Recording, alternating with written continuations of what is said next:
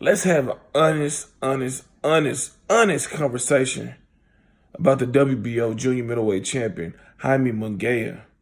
What's good, YouTube? It is your boy Big Cool coming to you from Colossal Boxing Talk, and I am back with another video. As y'all can tell by the thumbnail, the title of the video, I'm here to talk about Mr. Jaime Munguia, who retained his WBO title against Inoue. I forget his first name, Nkosi Inoue, where he won a unanimous decision. And I haven't seen this fight in its entirety yet, excuse me. But I've seen enough to know that people must stop the premature praise and overhype and overrating of Jaime Munguia, who's only 21 years old. He's 21 years old. He was built on being a power puncher. Hasn't, in his last 4 fights, he has 2 KOs. But when he stepped up in competition, not to say that Saddam Ali, who he took that title off of in May of last year, isn't a step up in competition. He's just not the step up in competition that Liam Beefy Smith was also a former world champion. And we seen in that fight, a lot of people, myself included, expected Munguia to go in there and, just destroy, put the finishing touches on what Canelo Alvarez started when he fought Liam Smith a couple years ago, when he knocked him out in the 8th round with a body shot. But that didn't happen. Yes, Munguia hurt Smith numerous of times, but he was also hurt himself. He couldn't get out of the way of the right or left hand from Smith. And that's the thing, same thing that happened to Inoue. He had to pull out all the tricks of the trade to defeat Inoue, and that shouldn't been the case. And I'm not disrespecting Inoue, who is a solid fighter, tough as nails, has an iron chin, came to fight, came to make it a competitive, fight, came to win the fight, you know what I'm saying? But however, he was on the wrong side of a unanimous decision defeat. But the thought of Jaime Munguia facing a Canelo Alvarez, a Gennady Golovkin, a Daniel Jacobs, a fucking Billy Joe Saunders, a Demetrius Andrade, hell, a Sergey Derevchenko, those prospects of him winning are really, really slim to none. He's simply not ready. His power may not be everything that we thought it was either. Yes, he's hurt these guys, but Inoue, Smith, he should have got them out of there, no matter how tough they are. If his power is as real as people are proclaiming it, he should have got them out there one way or the other by working the body, nonstop pressure, or headshots. But his power's starting to look real normal. Real normal. And giving a lot of these fighters confidence to sign on the dotted line to face him. Because yes, he's big, like 6 foot tall. Yes, he's strong physically and in his hands.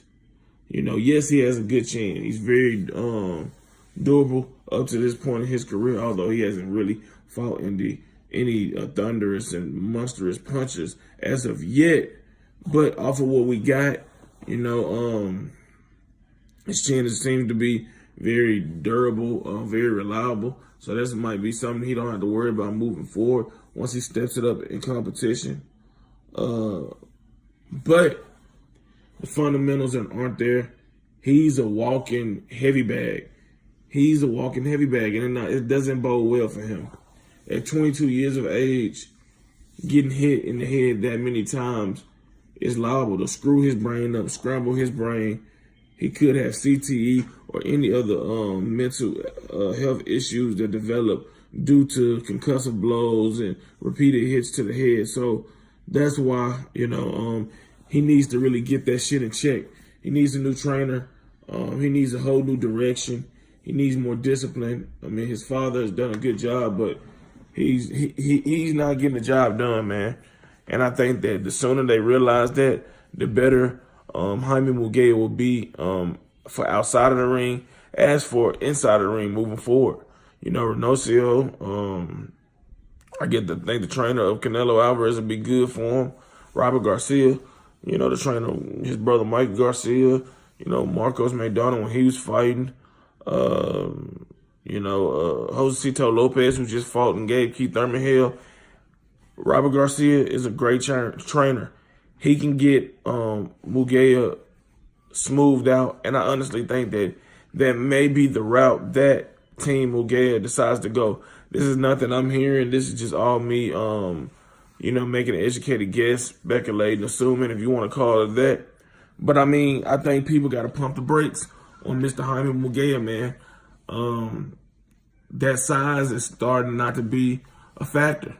If he can't knock you out, you can easily outbox him. If you can withstand his power and fight smart, like a Floyd Mayweather would do, then, also a Terrence Crawford, then you have a chance to defeat him. But he's going to have to show more, man. And I know he tried to do that in his last fight before this one, was to utilize the jab. And, he just needs to tighten up on the fundamentals, man. Needs to continue to pump that jab. He needs to learn to move his head. I don't know how good his upper body movement is. Apparently not so good, because he's not able to slip shots, to duck, roll punches, and none of that, because, he's just not, perfecting all parts of his game. I'm pretty sure he's in there. Make sure that left hook, that uppercut, that right hand is right. But he's gonna have to do the little things. The things that's gonna make him an all-time great, that's gonna separate him from, the fighters here now that are talked about a year or two, to the fighters that are forever talked about, like Muhammad Ali, Joe Frazier, George Foreman, Roy Jones, Floyd Mayweather, Henry Armstrong, Ray Robinson. It's just, he's going to have to really consider switching trainers, sharpening up his skills, tightening up his defense, and really, seeing if he can get that power back. Maybe this is a big gap for him in weight,